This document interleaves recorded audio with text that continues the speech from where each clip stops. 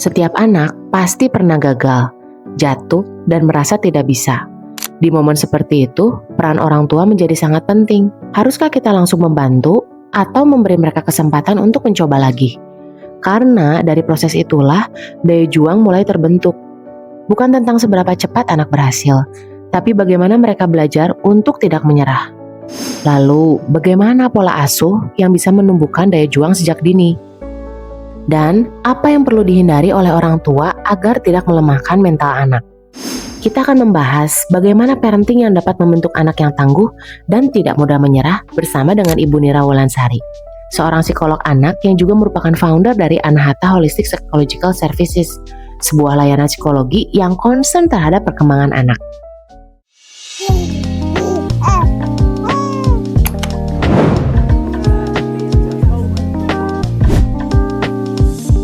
Little Talks. Halo mami-mami, selamat datang di Little Talks. Nah, hari ini aku ditemenin lagi sama Ibu Nira. Ibu Nira ini seorang psikolog dari Anahata Holistic. Jadi boleh dong kenalin dulu ke follower kita, ke audiens, Anahata Holistic itu apa dan ada di mana ini tuh? Baik, terima kasih. Selamat sore semuanya. Jadi Anahata itu biro psikologi yang bergeraknya kita di layanan lebih ke arah pelayanan untuk anak, dewasa, pendidikan gitu. Karena kan psikologi juga ada industri organisasi ya. Tapi kalau Anahata memang mengkhususkan di area klinis anak, dewasa, dan pendidikan seperti itu. Kita lokasinya ada di Sarijadi, Sri Suci yang Sri Mahi Baru, BKR situ, sama Gede Bage gitu. 3 lokasi berarti. 3 lokasi. Di Bandung semua? Bandung semua. Nah, anaknya dari usia berapa? Dari 0 bulan sampai ya anak sampai 18 tahun remaja gitu ya. Gitu. Layanannya banyak, ada marital, ada untuk pengembangan diri dan yang lainnya seperti itu. Itu berarti dari 0 sampai 18. Iya, karena anak anak itu rentangnya panjang gitu. Komplit. Nah, senang banget nih hari ini ditemenin sama Ibu Nira. Kenapa? Karena pas banget topiknya kita juga hari ini Bu tentang grit, jadi tentang daya juang pada anak. Kenapa sih? Karena ada kekhawatiran buat aku sendiri, terutama sebagai orang tua.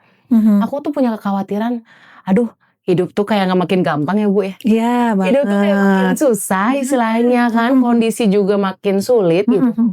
Tapi kalau anak kita kayak, kalau dia nggak bisa punya daya juang, struggle dikit, nyerah, aduh gimana gitu kan? Mau compete sama orang lain pun gimana gitu kan? Nah, cuman kita mau evaluasi dari tahap per tahap nih Bu. Jadi yang pertama, sebenarnya mami-mami tuh harus tahu nih di luar sana.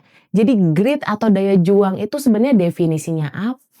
Terus misalnya fasenya itu pada anak itu sebenarnya mulai dari mana sih Bu?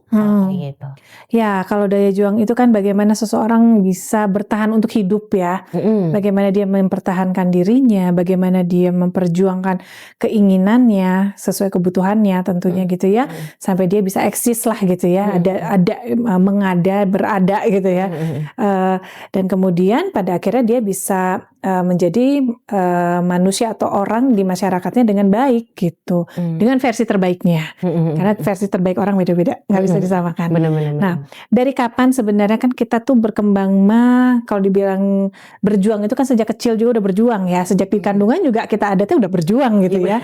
Dia sejak di kandungan itu bertahan. Kadang kan suka kalau lagi periksa dokter, ayo dede bayi semangat gitu, suka diajak ngobrol, itu satu perjuangan. Jadi sebenarnya manusia itu isinya perjuangan semua.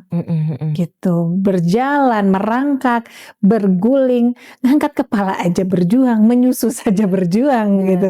Semuanya isinya perjuangan. Jadi dari bayi sekalipun sejak dalam kandungan sudah berjuang. Nah, tapi nanti dalam perkembangannya itu ada nature-nya udah berjuang kan. Manusia mah begitu memang.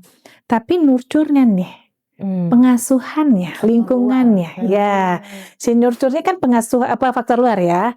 Dia akan menentukan juga gimana, apakah memang jadi yang sudah baik ini, si daya juangnya sudah baik ini akan terus, atau dia menurun atau hilang sama sekali. Rasanya kalau hilang saya belum pernah menemukan sih ya, kecuali memang sudah paralyzed gitu atau misalnya kondisinya dengan gangguan berat, oke mungkin itu hilang. Tapi kalau misalnya sejauh ini untuk orang-orang yang tidak punya masalah mah menurun ya gitu kan.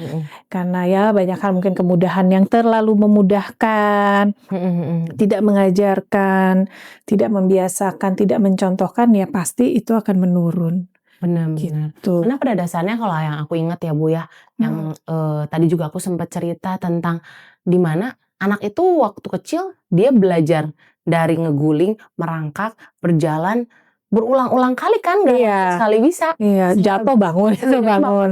Tapi fine-fine aja. Iya. Jatuh nangis bentar, coba lagi Coba gitu kan. lagi. Tapi aku kok ngerasa ya Bu, kok anak makin gede daya juangnya itu makin lebih pendek nih. Iya. Kayak tadinya tuh dia sebulan belajar berjalan atau seminggu belajar berjalan.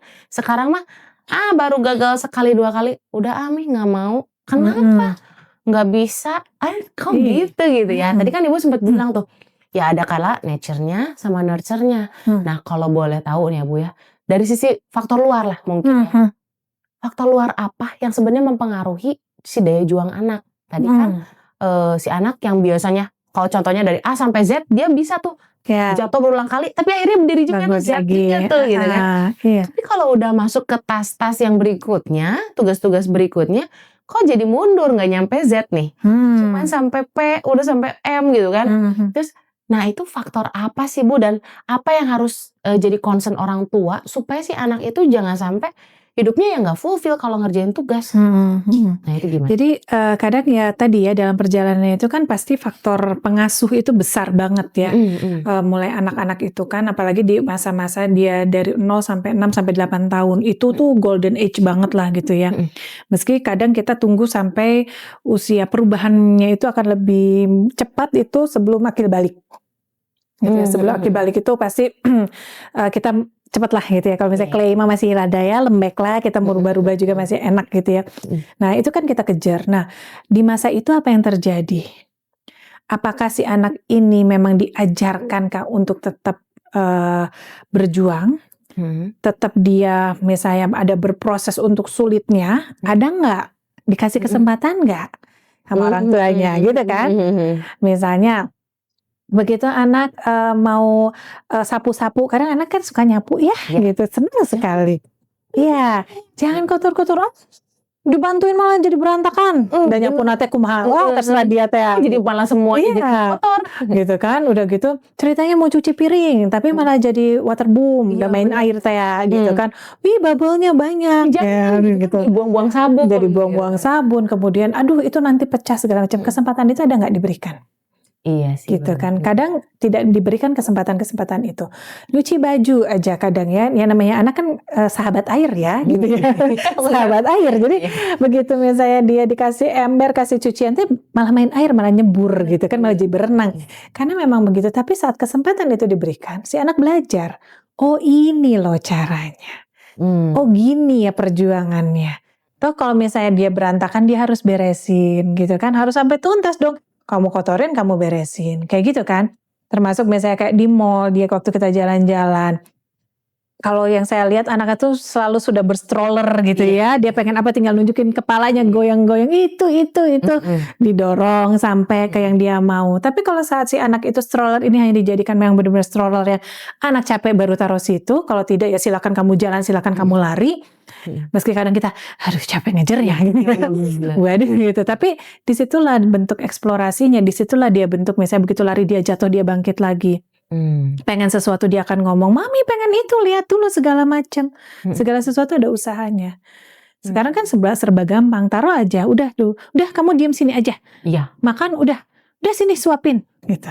Biar cepat gitu. Tapi kan sebenarnya naturalnya anak tuh kasih makan, mau kotor, mau apa, kadang anak kan luar biasa ya, kadang pakein rambutnya, jadi kayak masker di spa, pakai nggak makan akhirnya cuman kekotorin doang. Nah gitu ya, karena tapi itulah proses di mana dia belajar. Ini semua ada aturannya. Ini semua perjuangan si makanan dia harus masuk mulut dengan tepat, itu kan perjuangan juga. Iya, berarti Gitu. karena terlalu banyak intervensi Nah, sebetulnya ya. intervensinya mungkin tidak tepat ya, gitu. Ya semua orang tua pasti kan pengen anak mudah ya. Iya, Nggak ada orang tua yang pengen anaknya susah. Tapi tadi intervensinya area mana? benar. Tetap harus ada intervensi orang tua. Tapi bagian mana? Itu kita harus proporsional. Gitu. Maksudnya orang tua itu jadi fasilitator anak. Fasilitator kan gitu, kita observer doang kan, cuma Iya. lihat butuh apa kita bantu gitu kan.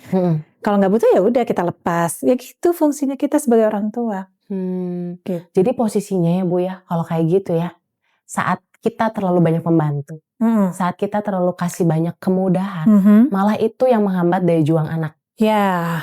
Gitu. Terus kalau misalnya Bu, misalnya dalam berproses itu, gitu kan, poin apa aja sih yang harus kita tuh kasih ke mereka? Contohnya tadi Ibu bilang kan, ya udah kita kasih contoh misalnya. Terus udah gitu apalagi yang harus kita, jadi poinnya kita gitu. Kalau misalnya itu bukan jadi diambil alih tugasnya, Bukan. tapi kita ngelakuin partnya kita. Contoh partnya kita kasih contoh. Terus apa lagi ya Bu ya?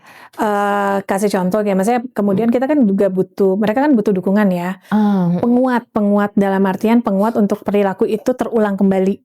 Gitu ya. Maksudnya apa tuh Bu? Jadi maksudnya gini, kita kan pengen anak itu jadi tertib. Otomatis harus ada yang menguatkan dia untuk selalu tertib. Ya pakai apa gitu kan? Ya pakai apresiasi gitu, kita apresiasi. Misalnya dengan yang, kamu hebat deh udah ngebantuin beresin tempat tidur gitu kan. Kamu hebat deh udah bantuin untuk naruh bekas makan kamu ke tempat bak cuci piring. Itu kan konten dalam membantunya. Gitu. Bukan masalah makasih ya selesai. Makasih naon. Iya benar. Apa sih makasih apa? Tapi makasih ya sudah membantu membereskan tempat tidur. Kan jelas. Bentuk tanggung jawabnya. Makasih ya sudah bertanggung jawab untuk membereskan buku kamu. Kan kamu yang sekolah, kamu sudah bertanggung jawab. Nah, itu kan bentuk apresiasi. Biar apa? Perilaku yang baik itu terulang kembali, menguat. Jadi satu habit. Gak perlu kita suruh juga dia udah otomatis seperti itu. Nah, kalau kayak gitu Bu, apresiasi ya. Apresiasi apa yang sebetulnya harus kita berikan? Karena tadi aku sempat share ya Bu ya. Tadi teman aku itu kalau anaknya ngelakuin tugasnya misalnya beresin kasur udah, beresin meja belajar udah, makan rapi udah. Dikasih rewardnya uang 5.000 katanya. Nah, tapi pas aku kasih ke anak aku, kok nggak works ya? Jadi kalau nggak ada iming-iming uang, dia nggak ngelakuin tuh, nggak mau gitu kan. Nah, kira-kira apresiasi apa yang harus dikasih sebetulnya supaya si anak itu tuh memang jadi terbiasa melakukan itu tuh otomatis gitu ya. Nggak harus yang kayak ada kita nggak ada kita pun ya kayak dia ngelakuin itu gitu. Ya, karena kan tadi ya tiap pengasuhan, tiap orang tuh beda.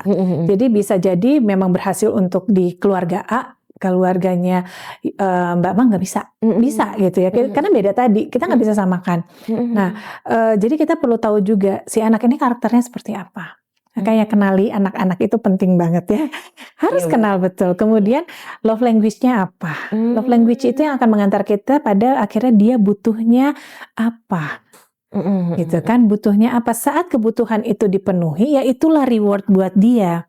Gitu. Nah memang sebaiknya kalau reward itu memang tidak dalam bentuk makanan, uang itu baiknya tidak terlalu sering diberikan gitu, karena dia akan ya tadi ya identifikasinya, kalau aku melakukan A pasti aku dapat duit, kalau misalnya aku melakukan B aku dapat es krim misalnya gitu. Itu kan memang tidak baik. Tapi cari nih yang jadi kebutuhan dasar manusia itu apa, kebutuhan dasar si anaknya apa. Oh kalau misalnya kebutuhan anakku mah pengennya di love language-nya adalah dengan verbal afirmasi gitu kan, dengan verbal appreciation, misalnya makasih banyak lo cantik, udah dibantuin, jadi beres semua nih gitu, jadi lebih cepet, pekerjaannya lebih cepat selesai, makasih banyak ya cantik, itu udah membuat dia bahagia. Kalau verbal, kalau afirmasi kalau dia apresiasinya dia si love language-nya senangnya dengan verbal, karena macam-macam. Ada anak yang nggak suka disentuh gitu kan, tapi ternyata dia sukanya dipeluk, ya kita peluk gitu kan, tapi nggak boleh sama orang lain ya, jangan. Orang lain mah nggak kasih tahu. Kalau memang love language dia adalah dengan dipeluk, tapi mohon kalau misalnya untuk orang lain verbal saja sudah cukup seperti itu. Jadi kalau anak ini mah berarti memang sukanya dipeluk, ya udah kita peluk. Makasih ya cantik, thank you banget udah dibantuin. Mami seneng banget. Kita harus apresiasikan juga dengan perasaan kita, apa yang dirasakan oleh orang tua. Mami seneng banget loh, iya ampun, makasih banget. Itu tuh akan sangat membuat si anak happy. Saat si anak happy, maka terbentuklah habit-habit yang baik Gitu. Nah Bu, tapi kalau kayak gini nih case-nya ya. Udah ya sekali 2 kali udah dipuji nih misalnya dia dengan kata-kata verbal dia senengnya. Anak aku tuh seneng afirmasi positif. Jadi seneng dipuji, seneng dipeluk juga love language-nya. Tapi teh kadang teh enggak dilakuin. Boleh nggak kita melakukan teror? Contohnya, kalau nggak digituin lagi nanti boleh nggak sih Bu kayak gitu? Apakah istilahnya kalau menurut aku kalau kita afirmasi positif atau dipeluk atau gitu kayak gentle parenting lah istilahnya. Tapi kalau misalnya kadang anak teh apakah harus gitu terus? Kalau misalnya enggak, sekali-sekali boleh nggak VOC-nya keluar misalnya tuh? Boleh dong, karena kan namanya VOC itu kan bukan berarti selalu jahat ya. Kalau pandangan saya tetap karena aturan harus ada, ketegasan harus ada, bukan keras ya. Tegas itu harus ada, nggak bisa enggak. Anak tahu dari mana kalau kita nggak pernah ajarkan aturan. Anak tahu dari mana ketegasan kalau kita tidak pernah mengenalkan. Jadi harus ada tetap balance gitu ya. Nah, semua aturan itu misalnya harapan kita nih supaya si anak misalnya tadi beberes gitu ya. Kemudian dia mau mengusahakan segala sesuatu meski berulang kali gagal. Kita kan akan kita sudah sampaikan di awal bahwa kalau misalnya kamu beresin tempat tidur nanti mami seneng banget. Nah, kadang si anak itu perlu tahu juga perasaan orang lain gitu. Perasaan orang tuanya misalnya. Dengan kamu membantu mami, pertama kamu dapat rewardnya adalah kamu dipeluk. Ya kamu boleh deh sesekali misalnya kita pengen jalan-jalan apa boleh, nanti kita makan atau main itu boleh. Gitu kan. Tapi yang utama adalah mami seneng banget. Kamu membantu melakukan itu. Itu kan tadi selain ke dia ternyata merasa bahwa dampak yang dia lakukan itu buat orang lain besar banget. Dan untuk anak-anak itu membahagiakan orang tua tuh wah itu tuh udah luar biasa buat mereka. Meski orang tuanya mohon maaf ya saya pernah nanganin kasus yang orang tuanya meski kejam sekalipun ke dia gitu ya, apa disiksa segala macam, tapi dia mengatakan tuh waktu terakhir tuh saya nggak pengen nyusahin orang tua saya ibu, orang tua saya tuh marah-marah karena saya nyusahin dia. Padahal enggak nyusahin, gitu. Kasihan sih tapi ya sudahlah itu kan udah ya maksudnya mungkin pengasuhannya begitu dan kita pun nggak bisa intervensi karena orang tuanya tidak mengizinkan. Jadi ya tadi gitu maksudnya tuh selama kita kasih apresiasi itu si anak juga tahu dan tahu apa harapan orang tua. Nah itu harus dikasih tahu si anak gitu. Kenapa mami nyuruh kamu beberes? Ya pertama ya tadi ya karena dia itu life skill dia harus dapat gitu kan untuk kehidupan dia nantinya. Dia harus mandiri kan. Kemudian apa bentuk tanggung jawab dia seperti itu. Kemudian bentuk apresiasi diri ke dia sendiri, bentuk apresiasi ke orang lain. Seperti itu. Jadi itu perlu banget gitu. Jadi harus tetap balance. Yang namanya aturan harus tetap dikasih. Dan apakah kita nanti kalau misalnya dia tidak mau melakukannya nih gitu ya. Pada akhirnya ternyata udah ini ngerasa aduh kayak gitu mulu kayaknya gitu ya. Dan sampai tidak melakukannya. Nggak perlu marah sebenarnya. Tadi kita nggak perlu jadi maung gitu ya. Tiba-tiba langsung ditanuk. Kalau nggak bertaring. Jiwa macannya keluar pasti. Iya gitu. Nggak perlu seperti itu. Cukup dengan bilang mami kecewa. Mami udah ngasih tahu berapa kali, tapi mami tidak dilaksanakan, mami kecewa. Sekarang udah rulesnya udah jelas, sok kerjain aja. Dan bilang mami kecewa dan mami marah, mami mau diem dulu ya, jangan diganggu, udah selesai. Itu bukan saya lebar ya Bu ya? Oh, jangan kemana-mana. Kan kadang gitu. Anak yang itu mah anaknya ini mah. Jadi malah dibandingkan. Iya. Gak boleh malah ya Bu. Sakit hati banget. Bukannya berubah, malah jadi sakit hati. Nah, mungkin dia berubah. Tapi luka itu akan terbawa terus dia sampai dewasa. Gitu. Dia akan merasa bahwa mami mah hal kecil aja dibandingin. Mungkin dia tidak akan ngomong sekarang, tapi nanti saat dia dewasa. Dan luka terbesar seorang anak itu adalah perlakuan orang tuanya. Itu gak bisa sembuh. Lama sembuhnya. Oh gitu Bu. Wah paling susah itu. Saya harus bertobat ini. Gak kadangan gitu ya. Misalnya tuh si Cici mah kayak gini aja kamu gimana? Iya. Misalnya kan kadang membandingkan sama kakaknya gitu kan. Nggak bisa, nggak boleh. Jadi ya kembali lagi kan tiap anak teh beda ya. Meski kembar sekalipun udah beda gitu kan. Biasanya ya udah dia begitu ya kamu begini.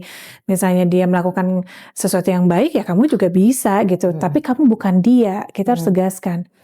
Misalnya kayak adiknya gitu ya, Cici mah gini-gini, ya udah itu mah ada Cici, adek maunya gimana gitu, adek caranya adek mau gimana, adek mah mau beresinnya gulingnya sambil dilempar-lempar, oke, tapi nanti beres ya dek ya, kan caranya terserah gitu kan, yang penting nanti beres gitu, misalnya adek dede mau main dulu lempar-lemparan bantal, sok gitu kan, tapi intinya nanti beres ya dek ya, standar beres ibu gimana misalnya. gitu kan. Standar beresnya mami mah gini ya, yuk ikutin meski nggak akan sempurna, belum, nanti bertahap gitu, nggak boleh ngebandingin anak. Tapi berarti ya Bu ya, kalau kayak gitu ya, pada fase kita istilahnya menuntun dan menemani mereka berproses sih sampai terbiasa jadi habit misalnya. Berarti kalau aku rangkum, pertama ya kita harus ya contohin dulu pasti.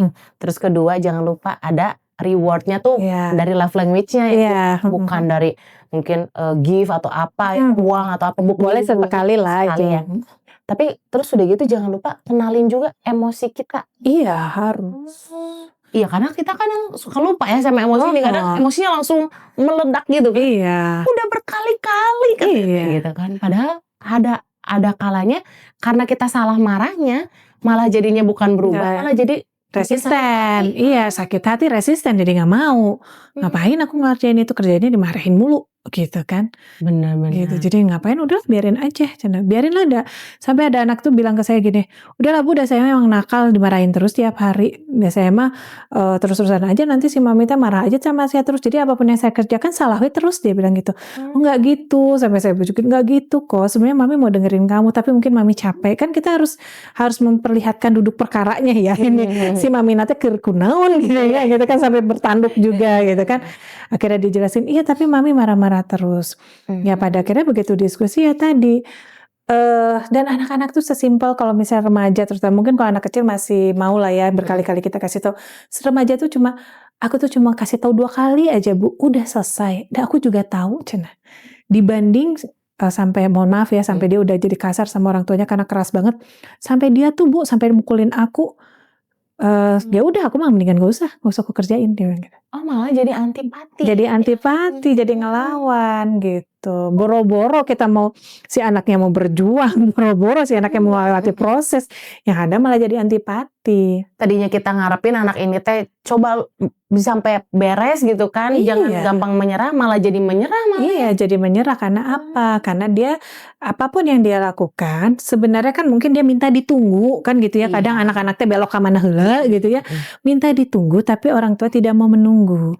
Karena kan yang perlu kita pakai itu standarnya standar siapa? Kalau misalnya pakai standar kita, wah kita udah satset ya, iya. Kita udah biasa. Mereka kan sedang berproses belajar. Kita harus nungguin.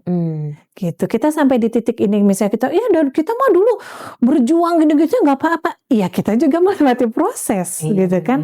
Ada yang kita lalui itu semua bertahap sampai titik ini. Kalau misalnya kita minta dia seperti kita, loncat kan? Benar. Gitu. Ya kadang kita nggak sadar ya Bu. Nah, itu. Habis tindik, jangan lupa perawatannya. Little Things She Care punya aftercare kit khusus untuk perawatan setelah tindik. Bisa order lewat WhatsApp atau website Little Things She Care ya. Terus kalau misalnya kayak gitu, misal ya Bu, ini tips nih misalnya buat mami-mami mengurangi kadar marah, tapi tetap tujuan tercapai gitu kan. Gimana kalau misalnya kita bikin to-do list misalnya, si anak itu kita sepakati nih misalnya, biar maminya nggak jadi bertanduk, tapi kamu juga nggak stres, kita to-do list bareng ya. Jadi misalnya beresin kasur, beresin meja belajar, udah gitu tempat baju kotor nih, atau mandi atau makan, itu kita to-do list. Tapi kita sepakati saat kamu udah, kamu contreng ya, nanti kabarin mami. Karena misalnya itu boleh Bu kalau kayak boleh banget. Kalau teman saya itu sampai di papan tulis. Gitu, anaknya teh 2 laki-laki jagoan semua, usianya deket. Jadi dia bikin di papan tulis, dituliskan bersama apa saja. By diskusi kan? Iya, by diskusi. Arahan enggak. Jadi kita ngarahin ini ya gini itu dituliskan. Kakang apa, adek apa gitu ya. Nanti di checklist di jumlah nanti tiap minggu tuh. Oh kakang dapat sekian, adek dapat sekian gitu. Itu nanti rewardnya apa gitu. Sepakati bersama rewardnya gitu. Jadi si anak juga enak gitu kan. Bener ya. Itu tapi memang harus dipampang. Jadi karena anak tuh kan masih semua indera berfungsi ya. Jadi visualnya harus ada, auditorinya dia harus jalan, verbalnya ada, geraknya ada. Anak-anak mah masih harus seperti itu. Gitu kan. Jadi kelihatan, oh iya, Ade udah sampai sini, Cici udah sampai sini. Oh Cici belum nih gitu. Itu boleh banget. Jadi mengurangi. Jadi komunikasinya tuh kayak ya udah jadi nggak keburu harus berulang-ulang harus Enggak. mereka udah kayak Iya. lihat sendiri ya. Iya, jadi tinggal ini tuh apa di papan tulis. Kita cuma tinggal ngerimain tuh di papan tulis apa. Misalnya adiknya belum bisa baca gitu ya. Tapi kita jelasin, Dek, poin yang ini teh omongannya begini, kata-katanya ini. Jadi kalau misalnya adik bingung, lihat adik angka 5. Itu kan sekalian kita ngajarin angka gitu ya. Angka 5, oh berarti adik udah bagus gitu. Jadi seperti itu. Itu kan enak karena disepakati bersama, tidak ada pemaksaan gitu ya. Kecuali yang perlu dipaksakan itu seperti kesehatan itu mah harus ya, kebersihan, ibadah itu mah harus, sekolah gitu ya. Tapi kalau sekolah kan ada situasional, misalnya dia lagi sakit atau segala macam, ya udah gitu ya. Kita itu agak longgar seperti itu. Nah Bu, terus aku mau nanya, dalam posisinya seperti tadi, kalau ternyata di tengah jalan teh anak tuh nemuin kegagalan. Misalnya anak nemuin aduh dia jatuh deh, dia gagal deh atau apa gitu kan. Mungkin di luar yang tertulis di rumah nih Bu misalnya. Apa sih sebetulnya respon orang tua yang tepat supaya si anak tuh mau lanjut? Kan kalau tadi mah kan ya udahlah ya, kamu pokoknya ini nanti kita terakhir di akhir buku ya. Tapi kalau misalnya nih, anak aku tuh soalnya punya kasus gini. Jadi dia tuh dari kecil seneng balet, gitu kan. Jadi pas aku lesin, aduh waktu kecil mah Bu, ada event apa ikutin, ada lomba apa ikut. Udah makin gede, kamu teh ada lomba mau nggak? Enggak Ami. Ih ini teman-teman ikut, enggak Ami gitu. Terus mau ngapain? Enggak, di rumah juga nggak ngapa-ngapain gitu maksudnya. Kok aku lihat apakah daya juangnya menurun kah? Padahal maksudnya di case balet itu aku nggak pernah gimana-gimana ya, maksudnya kalah pun nggak pernah komplain atau gimana. Tapi anak tuh ada kalanya tuh daya juangnya tuh menurun. Gitu. Apakah karena dia minder lihat temennya atau apa? Nah kalau kita menghadapi nih ada case-case di mana anak tuh daya juangnya tuh menurun kayak gitu, takut gagal, takut kalah. Apa sih sebetulnya yang harus kita responi sebagai orang tua? Iya, sebenarnya kan semakin besar itu peminatannya kan, kan kalau misalnya masih kecil tuh segala sesuatu dia masih akan senang. Wah dikerjakan. Nah tapi semakin besar itu peminatan makin terseleksi. Aku sukanya apa? Bisa jadi sudah nggak suka balet. Gitu kan. Makanya itu kenapa perlu diskusi sama anak gitu. Kamu masih suka nggak balet? Atau kamu hanya sebagai pemain pasif? Pemain pasif tuh suka aja lihat tapi tidak suka melakukannya. Atau pemain aktif. Kalau aktif mah sambil tetap dia menekuninya gitu. Karena tadi peminatannya akan makin mengerucut gitu. Yang mana dia mulai pilih-pilih. Kemudian penilaian dari lingkungan gitu kan. Ngelihat temennya lebih jago dia mulai ada perasaan malu. Makin besar makin perasaan-perasaan itu makin dia bisa identifikasi gitu. Walaupun kita nggak compare loh Bu. Iya, walaupun kita nggak compare gitu, tapi kan dia sendiri yang membandingkan. Nah, disitulah fungsi orang tua untuk ngajak ngobrol, gitu kan. Gimana? Kamu masih suka nggak baletnya? Enggak, aku tuh ternyata capek, aku kurang suka. Oh ya udah boleh kita cari yang lain gitu kan. Misalnya, masih ekstrakurikuler yang lain atau olahraga yang lain yang memang tetap dia butuhkan gitu kan. Cari lagi gitu, boleh. Ternyata aku lebih suka piano, oke, boleh gitu. Jadi memang akan lebih spesifik nanti. Kalau anak kecil mah semua masih dikerjain gitu. Tapi kalau kayak gitu apakah nggak si anak tuh jadi loncat-loncat Bu? Enggak, tapi kan kita punya perjanjian gitu. Bener kamu udah nggak suka gitu. Apakah kita hentikan kalau dia enggak tapi sayang, ya udah kamu selamanya sebagai pemain untuk berlatih saja atau kamu mau tampil gitu kan? Mau ikut kompetisi enggak, aku cuma untuk exercise-nya aja. Supaya tubuhku tetap lentur, tetap bagus, apa sih namanya kesehatannya. Ya udah, apakah itu salah? Enggak kan? Gitu. Kadang yang pengen kompetisi itu orang tuanya. Yang pengen, wah dapat piala, wah dia berani itu. Ya, gitu pride-nya kan Nah, beda ya Bu di orang tua. Pride-nya, tapi apa yang bikin anak nyaman? Gitu kan. Tapi misalnya sesekali kamu jadi figurannya aja, tapi kamu ikut, mau coba nggak gitu kan, nggak harus jadi pemain utama. Misalnya jadi figurannya, kamu mau coba nggak? Kamu iya boleh deh, kan tetap ada mau gitu kan, itu yang kita apresiasi. Tapi bisa jadi dunianya bukan di balet lagi, tapi siapa tahu jadi dancing gitu kan, gitu karena tadi berubah. Tuh, dan kita nggak maksudnya, dan tadi kalau misalnya ternyata dia pindah itu boleh, tapi dengan catatan. Si anak itu pengen pindah aktivitas, kita kasih batasan. Minimal 1 bulan kamu harus menyelesaikannya dengan bertanggung jawab. Dengan bertanggung jawab itu. Iya, tanggung jawab itu adalah dengan rutin latihan, melakukan dengan baik, tidak ada ahu-ahu, pusing kepala, sakit perut, lalala, tidak ada excuse, selama 1 bulan minimal. Kalau bisa syukur-syukur 3 bulan, karena biasanya penyusuan itu 3 bulan, baru ngerasa, oh ternyata nggak apa-apa ya, seru juga, gitu. Jadi sampaikan, masih, oke 3 bulan misalnya, kita lihat sambil kita evaluasi per bulan gitu kan. Kalau misalnya emang dia nggak suka ya udah kita hentikan gitu. Tapi memang kondisi anak-anak sekarang tuh memang gitu kan, karena mungkin proses dalam sekolah juga kan dengan kurikulum yang sekarang itu memang beberapa tuh kan banyak yang protes juga ya, karena anak yang tidak berusaha sekalipun tetap naik kelas gitu. Jadi memang itu juga yang bikin si anak tuh merasa usaha mau besar mau kecil mau sedikit juga tetap lulus aja. Itu sih. Ada ranking teh. Nah, tidak ada ranking. Nggak ada persaingan. Iya. Hidupnya slow aja. Jadi kayak flat gitu. Satu sisi bagus gitu ya. Tapi satu sisi ya ada kondisi itu gitu. Jadi ya paling tidak harus dikuatkannya di rumah tadi. Meski tidak ada aturan itu di sekolah, tapi kamu harus menjadi versi terbaik dari kamu. Nilai harus kamu peroleh dengan hal yang terbaik dari kamu. Gitu.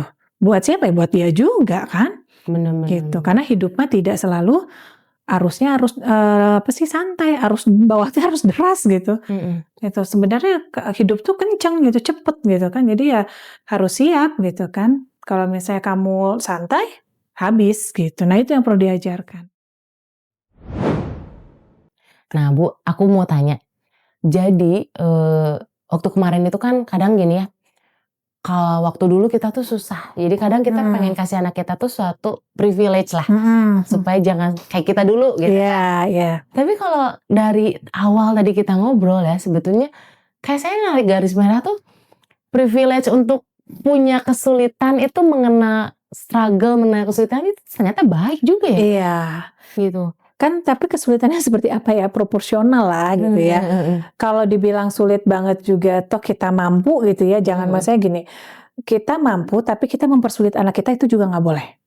Gitu ya, itu nggak boleh gitu. Toh kitanya mampu kok gitu ya.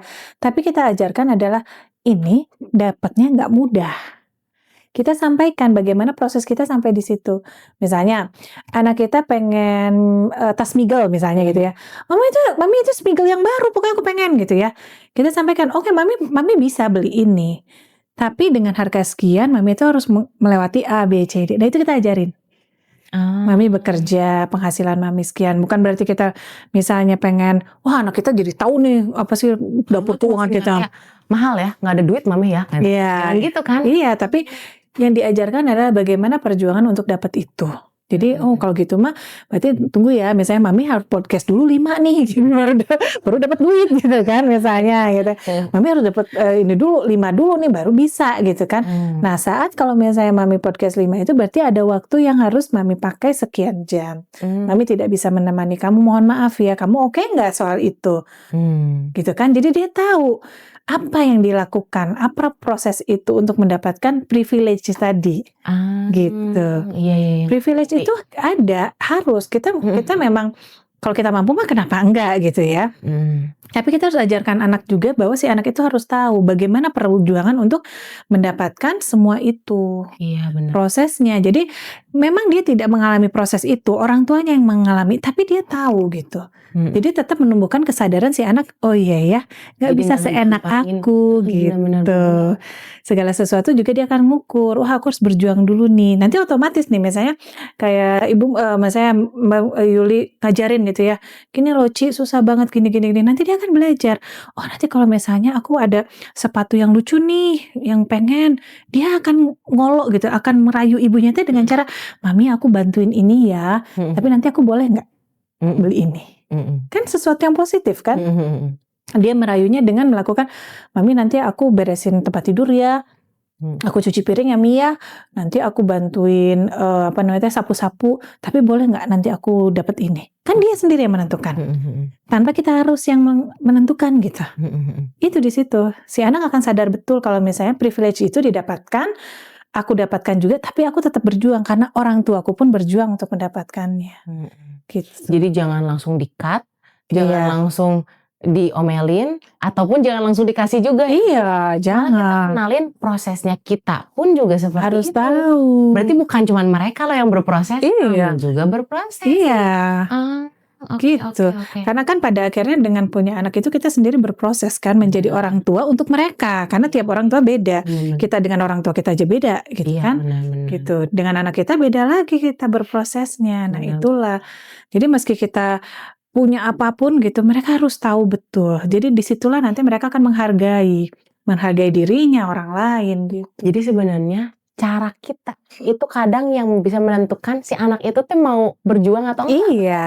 Karena aku tuh dulu sempat mikir gini, kayaknya ini anak ya kebanyakan nonton YouTube. Kadang kalau YouTube ada shortnya gitu, mereka gitu-gitu, ini jadi kayaknya teknologi deh yang membuat mereka itu ini. Padahal nggak selalu seperti itu ya Bu. Iya, enggak. Padahal cara parenting kita itulah kadang yang membuat mereka itu malah jadi takut gagal, Iya. atau takut nyoba, Iya. atau malah sebenarnya nggak nyoba sama sekali. Iya. Gitu kan, karena udahlah males lah, nanti juga gagal, atau udah gagal, udahlah mami juga mah. Maksudnya dia pengen motong-motong. Mm-mm. Karena motongnya juga masih kacau ya. Iya benar-benar. Aku pengen bantuin motong-motong. Udahlah, tuh kan jadi jelek kan segala macam. Iya. Ya udah, Iya, aku selesai sampai di situ. Oke, aku gak akan coba lagi. Tapi saat kita, wah bentuknya masih gini nggak apa-apa. Nanti kita cobain lagi lebih rapih lagi ya, gitu. Ya gitu, ya kan bentuknya nggak apa, yang penting bisa dimakan gitu ya. Sementara seperti itu. Tapi nanti kan dia belajar, potongan yang bagus itu seperti apa. Dari situ kan dia akan belajar terus untuk aku akan mencoba terus untuk supaya menjadi baik lagi, lebih baik lagi, lebih baik lagi. Kadang gitu, kita yang memotong sebenarnya anak itu untuk mencoba. Belum Jadi- apa-apa udah kita, udahlah. Jadi jangan cari kambing hitam teknologi. Iya. Kayaknya gara-gara HP. Iya. Itu sih pakai tab atau pakai iPad terus sih. Iya, tapi yang ngasihnya siapa? Ya saya. Balik lagi gitu kan. Kayak kadang juga saya gitu konsultasi teh. Iya Bu, maksudnya dia main HP terus segala macam. Yang ngasih HP-nya siapa Bu? Saya. Iya, ya udah. Kalau gitu jangan atuh. Ya makanya kadang kita pikir gini ya, benar juga ya.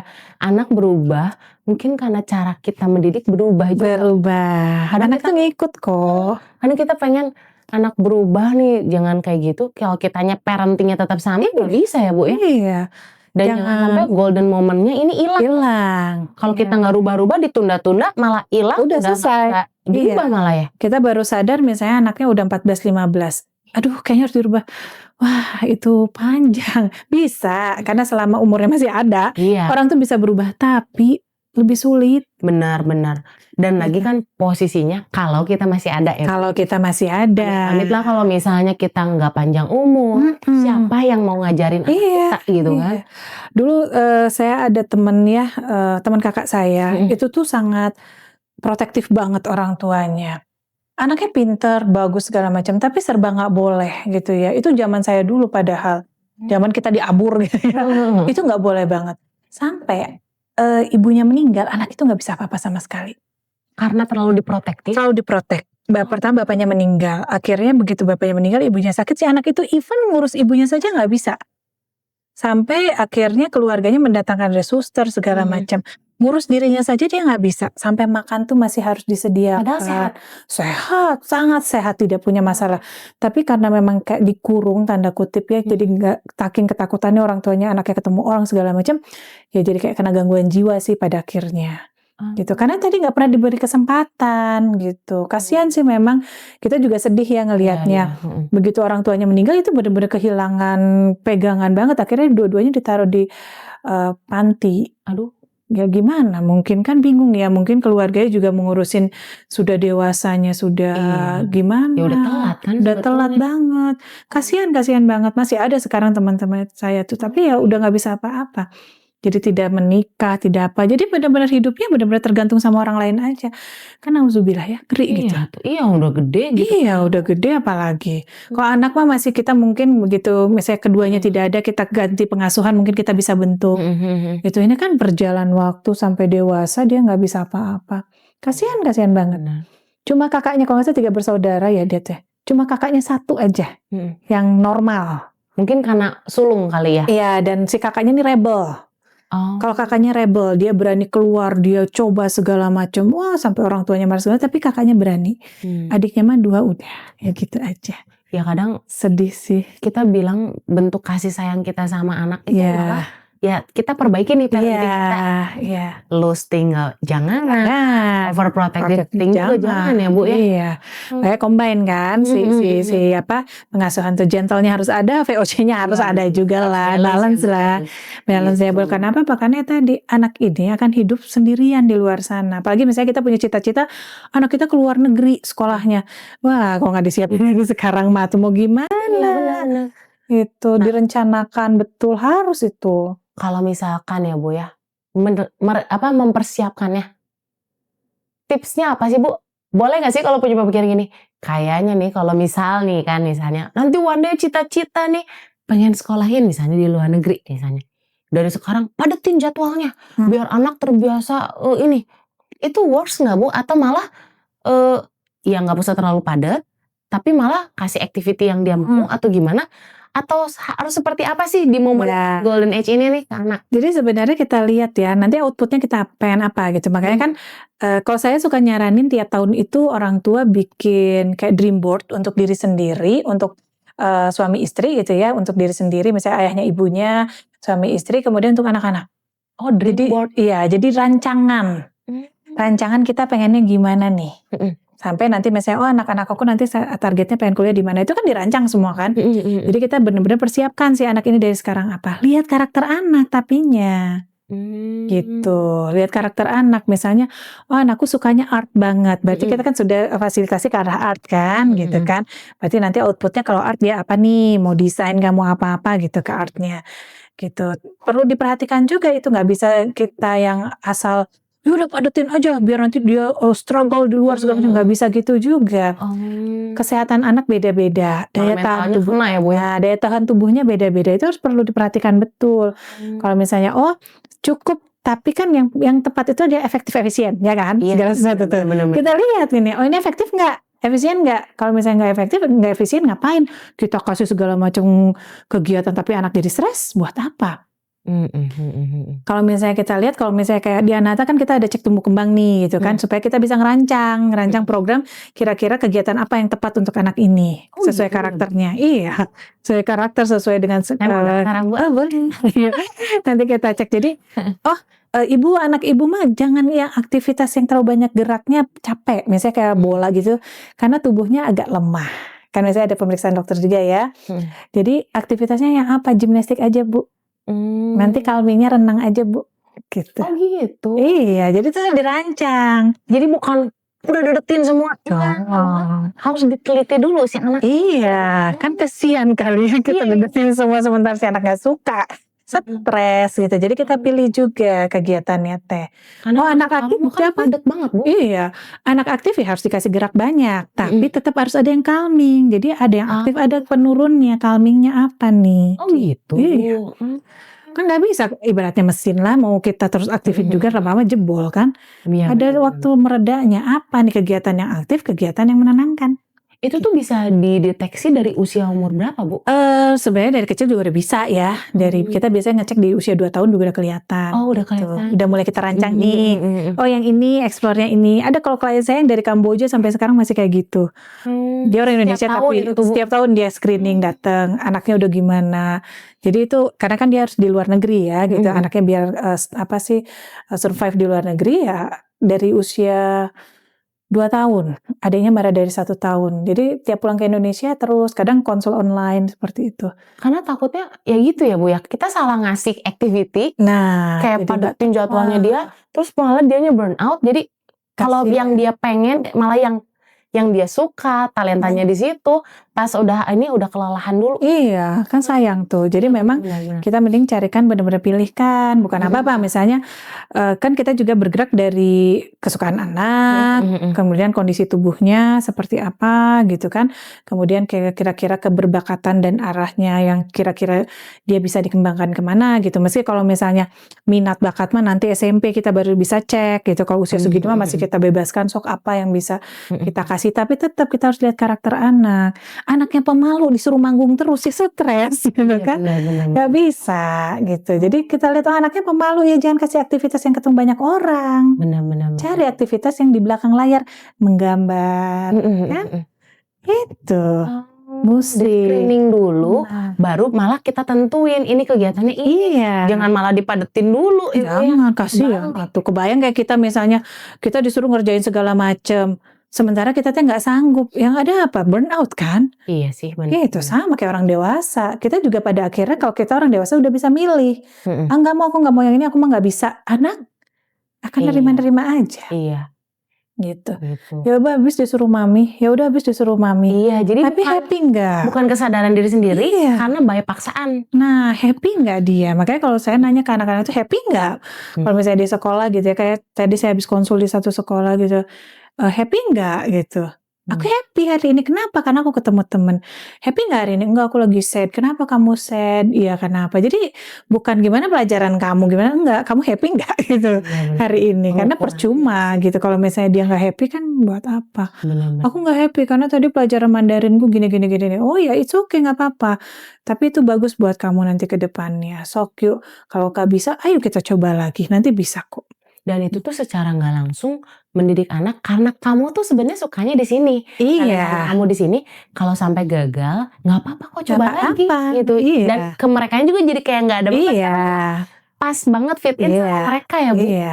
Dan segala sesuatu yang didasari dengan minat, kesukaan itu akan lebih mudah diterima dan lebih mudah untuk dilakukan. Iya, benar-benar. Gitu. Ya kadang kan kita nyamain ya, kan Cici Cici les ini, Dede mau les kalian biar mami nganternya barengan gitu kan. Padahal Yang sekalian beda bisa jadi gitu. beda. Malah Iya. lebih baik dua-duanya di screening dulu. Iya, Berarti, dilihat Bu. dulu misalnya, oh cicinya sukanya balet, bisa jadi dedenya suka sepak bola. Iya, Dia nggak tahu. Benar-benar. Bisa aja gitu ya, nggak apa-apa. Memang kadang kita repot sebagai orang tua, aduh harus nganter ke sini, harus nganter ke situ. Memang repot gitu kan. Tapi kalau kita aturkan si waktu itu bisa kok. Toh misalnya si anak itu juga nggak Senin sampai Sabtu dia harus melakukan itu kan. benar. Misalnya hanya ambil 1 hari, cukup. Gitu. Jadi yang jangan dipaksakan gitu. Kalau misalnya dirasa ini ya tadi, yang penting adalah saat kita bersama, kita kasih yang namanya stimulasi eksplorasinya itu benar-benar kita bantu betul gitu. Dan selalu kita jelaskan kenapa kita melakukan ini semua. Mami, kini perawatan ibu dan bayi jadi lebih mudah. Little Things She Care menghadirkan layanan tindik, pijat bayi, dan pijat laktasi, aman, nyaman, dan praktis karena semuanya bisa dilakukan home care di rumah. Yuk booking sekarang lewat WA dan website Little Things She Care. Gitu. Nah, kalau case selanjutnya nih Bu, case selanjutnya itu kalau misalnya si anak itu udah terlanjur, emang dia tuh dibilang apa ya, kalau hari-hari tuh dibilang peduli gitu ya, cuek. cuek, kayak nggak ada semangat hidup. Iya. Hidup ya sehidup-hidupnya gitu kan. Gagal dikit atau salah dikit udah nyerah gitu. Kalau udah sampai terlanjur di fase itu, masih bisa diperbaiki nggak, dan caranya gimana kalau misalnya bisa, Bu? Ibaratnya mesin kita shutdown dulu. Oh. Iya. Kan udah terlalu lelah ya, misalnya udah terlanjur gitu ya. Shutdown dulu aja. Langsung meleduk. Iya, jangan dulu meleduk. Jangan dipaksain, udah shutdown dulu. Oke, break dulu, kamu 1 bulan kita main aja. Oh. Udah. Oh, itu tuh it's okay, nggak apa-apa. Oke. Bukan jadi kayak kita pecut lagi. Jangan ya, Bu. Orang dewasa aja ada cuti 12 hari ya. Iya, Sama anak-anak juga. Berarti tuh maksudnya even misalnya anak tuh kayak udah kayak gitu, itu tuh udah sign tanda-tanda Iya. mami anak kamu itu ada sesuatu lelah gitu. Iya, udah berhenti aja. Shutdown dulu. Kita istirahat dulu ya 1 bulan. Saya suka gitu ke orang tua juga kalau misalnya konsul, Bu kita istirahatkan dulu 1 bulan ya. Nanti habis itu kita evaluasi lagi, kita mulai lagi. Tapi bertahap pelan-pelan. Kita lihat progres anaknya. Karena kan kembali lagi si anak ini harus bahagia. Tidak ada paksaan apapun. Karena tujuannya anak bahagia mah hormonal semua bekerja dengan baik, pasti baik gitu kan. Gitu. Jadi kadang shutdown dulu aja, main aja isinya. Udah main apa segala macam. Nanti udah gitu yuk kita mulai lagi. Kita udah punya perjanjian, sama si anak itu, kita akan mulai di tanggal sekian di bulan apa. Oh oke, iya jangan ngegantung juga ya, Bu, Iya. ya. Jangan kayak anaknya, Iya nanti nggak enak. aja. Gitu. Dia teh kan bisa tahun depan gitu kan. Enggak, tapi tanggal sekian bulan sekian kita akan mulai lagi ya. Gitu. Oh tapi aku nggak mau. Oh tidak, kita akan mulai lagi. Yuk pilih kegiatan yang mana. Aku mau yang ini. Oke, yuk kita akan jalankan. Tapi sekarang kita break dulu kok. Santai dulu, main dulu apapun gitu. Tapi ya tadi dia akan selalu diingatkan untuk kamu akan kembali lagi beraktivitas. Jadi tidak terlena gitu. Jadi bukan berarti si anak tuh kayak kalau udah gampang menyerah, udah kayak hidupnya udah hare-hare, udah hopeless lah gitu. Itu tuh udah bukan berarti kayak aduh ini udah harus dipecut lagi. Bukan malah ya Bu ya. Tunggu dulu, iya. Malah shutdown dulu. Kalau misalnya aktif banget ya, kalau full banget sih kita harus shutdown dulu. Tapi kalau misalnya ternyata memang low banget, landai banget dia kegiatan, memang kita pecut gitu. Tapi kalau misalnya ternyata tidak kegiatan yang padat, kita harus shutdown dulu. Tapi dipecut pun kalau bisa si anak tuh screening dulu. Iya, Jangan cek sampai lagi. salah gitu. Salah. Pecutnya ke arah yang salah. Iya, kasihan. Kasihan si anak stres. Alih-alih kita pengen anak jadi bagus, malah jadi stres kan? Gitu. Malah PR lagi nanti buat orang tua itu kan anak stres itu PR lagi buat orang tua. Ada anak yang sampai waktu tahun lalu kalau nggak salah anak ini dipaksa untuk masuk sekolah negeri. Wah dipus banget. Dia nggak sanggup. Akhirnya masuk rumah sakit. Oh sampai masuk rumah sakit sampai drop. Ya repot siapa lagi orang tuanya lagi repot. Maksudnya kita bilang udahlah. Berarti itu udah sampai fisik mental. Iya sampai fisik mentalnya. Makanya sampai udahlah jangan dipaksakan. Dia juga kan punya kapasitas ya. Punya potensi ya kita ikutin aja gitu kan. Tugas kita tadi sebagai fasilitator kita support. Apa yang memang kita bisa berikan, dia bisa berikan, kita fungsinya di situ aja. Itu sampai masuk rumah sakit, udah habis itu ya udah nggak bisa apa-apa. Masuk negeri pun swasta pun nggak bisa karena sudah terganggu mentalnya. Kasihan ya Bu. Iya, udah kayak gitu mau gimana? Iya maksudnya kadang orang tua tuh berpikir aku tuh pengen kasih yang terbaik loh buat. Iya semua tapi pasti. Mungkin caranya, pengukurannya gitu kan, terus metodenya salah, malah outputnya jadi bumerang buat kita. Kan terbaik buat kita belum tentu buat anak ya. Benar. Gitu. Kadang pengukurannya ada di kita. Padahal dengan kita. Anak kita itu harus kita kenali dulu. Iya, anak kita sendiri adalah individu hidup. Ya mereka punya cara sendiri, punya keinginan sendiri, harus kita hargai gitu. Kita sebagai orang tua memang berikan masukan, apalagi kalau anak kan belum tahu ya. Gitu. Kita memang kasih masukan, kita arahkan hanya sebatas itu. Tapi bukan berarti kita menentukan kamu harus A, B, C, D, pokoknya harus. Ya nggak gitu. Tadi yang harus itu hanya soal kesehatan, kebersihan, sekolah ibadah, udah itu aja. Benar. Yang lain mah kita agak longgar, tapi kita ajak tetap yang mana yang baiknya. Karena kita duluan yang dilahirkan, kan kita sudah tahu nih baik buruknya gimana, kita mengarahkan dengan memberikan pandangan-pandangan. Ini loh, kenapa mami itu cerita ini, karena begini. Nanti dia akan menilai, dan anak itu kan pala lintar. Iya benar. Mereka akan menilai juga, oh iya benar kata mami, meski mereka kadang gengsi untuk mengakui kalau kita benar gitu ya. Tapi ya nggak apa-apa, setidaknya kalau dia udah tahu mah aman, nanti dia ngerem sendiri. Iya benar. Berarti kalau aku ngambil kesimpulan ya Bu, sebetulnya pada dasarnya si anak itu sebenarnya udah punya daya juang sejak lahir. Ya. Cuman masalahnya metode kita nih dari lingkungan sebagai support system dia, kalau salah berarti outputnya juga jangan nyalahin anak. Iya. Gitu kan. Jadi jangan nyalahin gadget sih atau apa. Enggak, sebenarnya banyak tips dan trik. Hal-hal simple mulai dari cara kita ngomong, cara mengapresiasi, terus udah gitu kenali si anak kita ya Bu, tadi dengan screening tadi ya. Iya bisa screening, atau kadang orang tua kan punya sense-nya kuat ya tentang anaknya. Kayaknya babakatannya turun dari aku misalnya ini.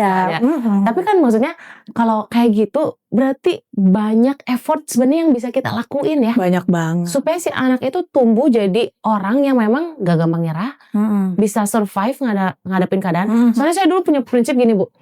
Dinosaurus aja beradaptasi, kalau dinosaurus aja nggak bisa beradaptasi jadi punah gitu kan. Kalau manusia nggak bisa beradaptasi sama lingkungan makin sulit nih gitu kan.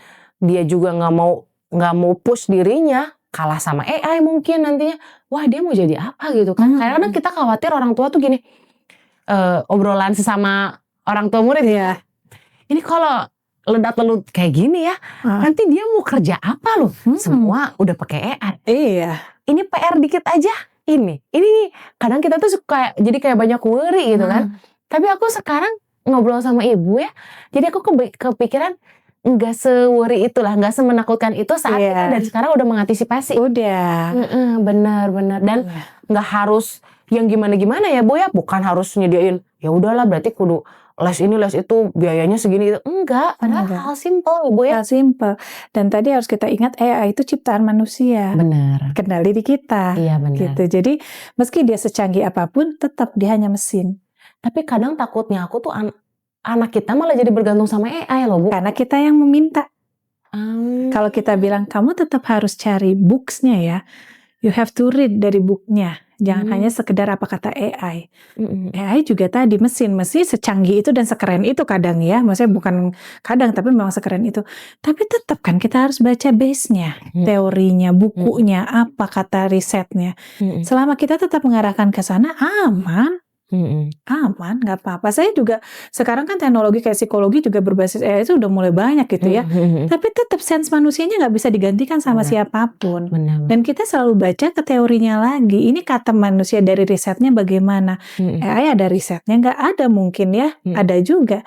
Tapi kembali lagi itu tidak bisa mengalahkan manusia sampai kapanpun. Benar. Itu yang harus kita sadarkan ke anak. Meski itu AI, dia adalah alat bantu. Iya, gitu. Alat Yang bantu, bukan alat bergantung. Bukan, penentunya adalah kamu. Selama anak-anak disadarkan itu, mereka nggak akan bergantung pada itu. Iya benar-benar. Gitu. Karena mereka juga sadar, mereka tuh lebih mampu gitu. Nggak bisanya itu. Iya. Sebenarnya otak kita juga udah canggih kan. Secanggih itu makanya bisa menciptakan AI juga gitu kan. Gitu. Udah secanggih itu. Cuman kan kadang si anak tuh males kan. Sulit lah, ya udah ketik aja. Ya, kan? Boleh. Tapi nanti kalau misalnya itu misalnya diburu waktu nih, oke boleh. Tapi tetap nanti kita baca juga ya. Gitu. Textbooknya kita baca juga ya. Jadi tetap dapat berdasarkan yang memang istilahnya ciptaan manusianya, ya juga ciptaan manusia lah seperti itu. Jadi parenting supaya membuat anak punya grit. Ternyata orang tua juga harus punya grit. Iya. Jadi bukan anaknya doang ya Bu. Iya. Tekun ya. Kita juga pas parenting harus tekun juga kan ya Bu. Benar. Tekun ya sampai kita scrolling. Ditanya gimana nih teh? Ditanya sendiri HP-an, anaknya suruh itu. Iya kadang memang kita sendiri yang harus bertobat supaya anak itu Iya, harus sejalan lah. Iya benar-benar Ibu. Aduh, thank you banget Ibu, makasih banget. Hari ini tuh aku jujur aku sendiri pun pola pikir dan mindset aku dirubahkan. Kenapa? Karena mungkin aku bakal evaluasi ya dari sesi kita sekarang ya Bu ya. Pertama, cara aku berbicara, cara aku memvalidasi dan mengapresiasi. Terus cara aku mengkritik mungkin ya. Cara aku nanti mengarahkan anak kita kan gitu. Terus cara aku nanti menemani dan maksudnya mengencourage dia kalau sampai gagal tuh seperti apa. Dan terakhir cara aku memvalidasi dirinya walaupun keadaan zaman ini sekarang AI makin canggih, zaman makin sulit atau apa. Kamu enggak loh gitu, kamu juga punya potensi apa gitu kan.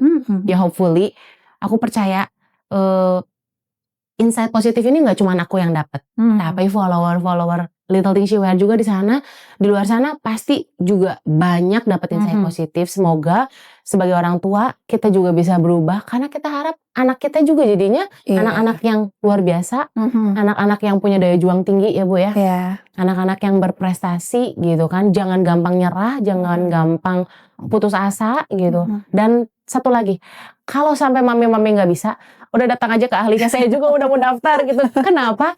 Karena memang kita terbatas ya knowledge-nya Bu sebagai orang tua. Kadang kita perlu misalnya dari sisi ahli nih, kalau di screening anak kita tuh jadi ketahuan. Jangan sampai salah ya Bu. Ternyata step by stepnya itu gak semenakutkan dan gak sesulit itu ya. Ternyata untuk membuat anak kita itu punya grit. Gitu. Thank you. Aduh, thank you banget ya Ibu Nira. Dan semoga Little Talks kali ini menginspirasi mami-mami semua. Sampai jumpa di Little Talks berikutnya. Bye-bye. Bye.